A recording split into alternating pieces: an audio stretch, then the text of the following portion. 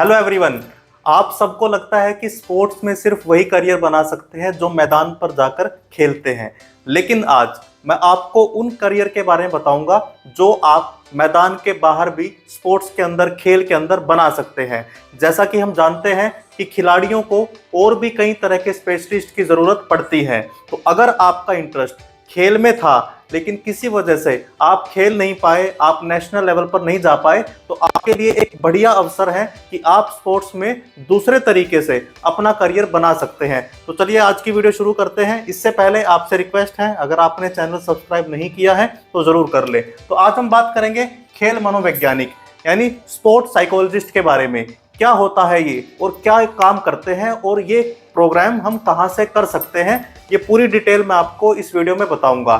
सबसे पहले तो आप जानते हैं कि खिलाड़ी जैसे खेलने की ट्रेनिंग लेता है, वैसे उसे मेंटल वेलबींग की भी यानी दिमागी रूप से स्वस्थ होने की भी ट्रेनिंग लेनी पड़ती है। क्योंकि आज के टाइम पर कंपटीशन इतना ज़्यादा है कि जब खिलाड़ी मैदान पर जाता है तो बहुत सारी चीज़ों से डील करता है। एक तो उसका स्किल हो गया खेलने का, दूसरा हो गया उसका माइंड सेट, यानी वो मेंटली कैसे प्रिपेयर करे अपने आप को, इतने दबाव के बाद भी कैसे वो अपनी परफॉर्मेंस पर ध्यान दे।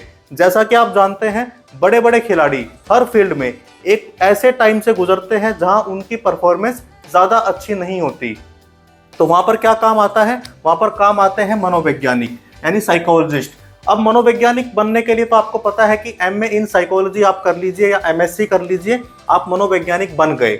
जनरल तौर पर आप मनोवैज्ञानिक के तौर पर काम कर सकते हैं, सामान्य आप चीज़ें डील कर सकते हैं। लेकिन जब बात आती है स्पोर्ट्स की यानी खेल की, तो खेल में क्या रहता है कि बहुत सारी चीज़ें सामान्य जीवन से अलग चलती है। वहाँ पर एक वातावरण अलग है, कंपटीशन है, वहाँ पर सारी चीज़ें हैं। तो वहाँ पर आपको क्या करना पड़ेगा? वहाँ पर आपको स्पोर्ट्स साइकोलॉजी के अंदर अपनी डिग्री करनी पड़ेगी, ताकि आप खिलाड़ियों के माइंडसेट को समझ पाए कि खिलाड़ी कैसे खेलता है, क्या उसके बैकग्राउंड में, उसके दिमाग में चलता है। अगर उसकी परफॉर्मेंस अच्छी नहीं है तो वो कैसे इन चीज़ों को डील कर सकता है। तो ये सारी चीज़ें स्पोर्ट्स साइकोलॉजी के अंदर आपको सीखने को मिलती हैं। अब बात करते हैं कि इनका करियर ऑप्शन क्या है। आपको अच्छे से पता है कि आज भारत में खेलों के प्रति बहुत ज़्यादा रुचि लोगों में बढ़ी है। पहले क्रिकेट एक लेवल पर होता था या दो तरह से होता था, वनडे टेस्ट। आज आईपीएल और दुनिया भर के और अलग अलग रणजी ट्रॉफी, कितनी चीज़ें चलती हैं। इसके साथ ही रेसलिंग और अन्य खेल भी भारत के अंदर काफ़ी प्रगति पर है। तो हर खेल में एक मनोवैज्ञानिक का होना ज़रूरी है।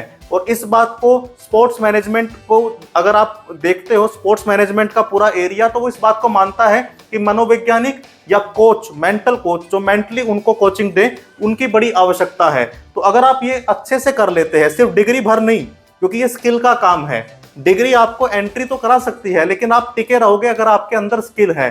तो ये जो आप खेल मनोवैज्ञानिक का जो काम है, एमएससी या एमए कर सकते हैं नेशनल स्पोर्ट्स यूनिवर्सिटी से, NSU।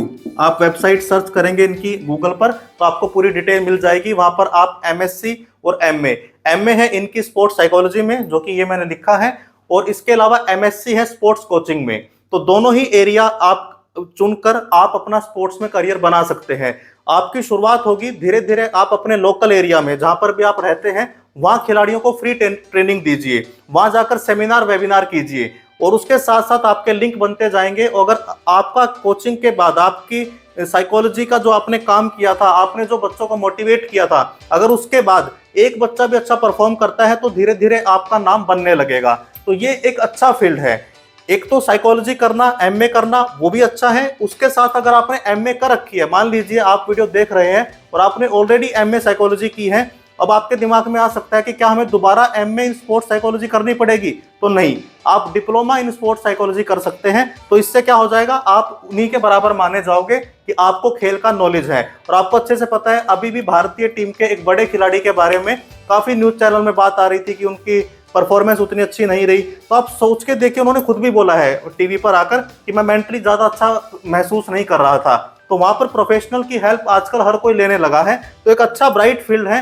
अगर आप इस फील्ड में जाना चाहते हैं तो आप इस वेबसाइट पर जाकर डिटेल पता कर सकते हैं। और भी कई ऑनलाइन कोर्सेज चलते हैं जिनके जरिए आप स्पोर्ट्स साइकोलॉजी में एंटर कर सकते हैं। तो आप इस फील्ड में करियर बनाना चाहते हैं तो एक अच्छा मौका है, क्योंकि आने वाला जो टाइम है उसमें मेंटल वेलबींग की काफ़ी बातें होने वाली हैं। क्योंकि मेंटली हम अपने आप को कैसे फिट रखें, एक खिलाड़ी के तौर पर ये खिलाड़ी से बेहतर कोई दूसरा नहीं जानता, तो आप उनकी मदद करके उनको काफ़ी आगे ले जा सकते हैं। तो बताइए आपको वीडियो कैसी लगी। कोई और सवाल, कोई और कोर्स ऐसा है जिसके बारे में आप जानना चाहते हैं तो कमेंट सेक्शन में ज़रूर बताइए। और अगर आपने वीडियो यहाँ तक देखी है तो इसे शेयर कीजिए, लाइक कीजिए, चैनल को सब्सक्राइब ज़रूर कीजिए। Thank you very much.